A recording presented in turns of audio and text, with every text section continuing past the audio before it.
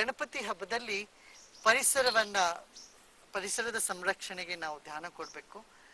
ಈ ಕಲರ್ ಹಾಕಿದ್ದು ಪೇಂಟ್ ಹಾಕಿರೋ ಗಣಪತಿನ ಪ್ರಯೋಗ ಮಾಡಿದ್ರೆ ಅದನ್ನ ವಿಸರ್ಜನೆ ಮಾಡಬೇಡಿ.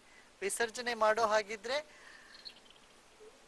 ಪೇಂಟ್ ಯಾವ ತರ ಪೇಂಟು ಅಂದ್ರೆ ನೈಸರ್ಗಿಕವಾಗಿರ್ತಕ್ಕಂಥ ಪೇಂಟ್ ಹಾಕಿರ್ತಕ್ಕಂಥ ಗಣಪತಿ ಮಾಡ್ಬೋದು. ಅಥವಾ ಪೇಂಟ್ ಬೇಕಾಗಿಲ್ಲ. ನೋಡಿ, ಗಣಪತಿ ಒಂದೇ ಬಣ್ಣ, ಈ ಆನೆ ನೋಡಿ ಒಂದೇ ಬಣ್ಣದಲ್ಲಿದ್ದಾನೆ ನೋಡಿ. ಗಣಪತಿ ಒಂದೇ ಬಣ್ಣದ ಗಣಪತಿ ಇಟ್ಟು ಪೂಜೆ ಮಾಡ್ರಿ. ಯಾಕೆಂದ್ರೆ ಆ ಪೇಂಟ್ ಎಲ್ಲ ಹಾಕಿ ಗಂಗೆ ಭವಾನಿಯನ್ನ ನಾವು ಪ್ರದೂಷಣ ಮಾಡೋದು ಬೇಡ. ಗಂಗಾ ಪೂಜೆ ಮಾಡ್ತೀವಿ ವಿಸರ್ಜನೆ ಮಾಡಕ್ಕಿಂತ ಮುಂಚೆ, ಆದ್ರೆ ಆ ಗಂಗೆನಲ್ಲಿ ಕಲುಷವನ್ನ ನಾವು ಹಾಕೋದ್ರೆ ಆ ಜಲದಲ್ಲಿ ಆಗೋದಿಲ್ಲ. ಅದು ಗಣಪತಿ ವಿಸರ್ಜನೆಗಿಂತ ಮುಂಚೆ ಗಂಗಾ ಭವಾನಿ ಪೂಜೆ ಮಾಡ್ತೀವಿ, ಆಮೇಲೆ ಗಣಪತಿನ ಆ ನೀರಿನಲ್ಲೋ ಕೆರೆನಲ್ಲಿ ವಿಸರ್ಜನೆ ಮಾಡ್ತೀವಿ.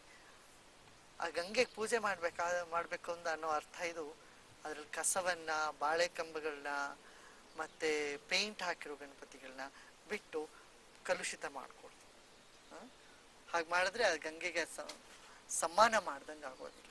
ಅದರಿಂದ ಈ ಪಂಚತತ್ವ ಇದೆಯಲ್ಲ, ನೀರು, ನೆಲ, ಅಗ್ನಿ, ಗಾಳಿ ಮತ್ತೆ ಆಕಾಶ, ಈ ಪಂಚಭೂತವನ್ನ ಪರಿಶುದ್ಧವಾಗಿ ಇಟ್ಕೋಬೇಕು. ಅದು ನಿಜವಾದ ಪೂಜೆ. ಗಣಪತಿ ಪೂಜೆನೆ ಧ್ಯಾನದಲ್ಲಿ ಇಟ್ಕೊಳ್ಳೋಣ. ನಾವು ಗಣಪತಿ ನಮ್ಮ ಹೃದಯದಿಂದ ಪೂಜೆ ಮಾಡೋಣ, ಪರಿಸರವನ್ನ ಹಾಳು ಮಾಡೋಣ.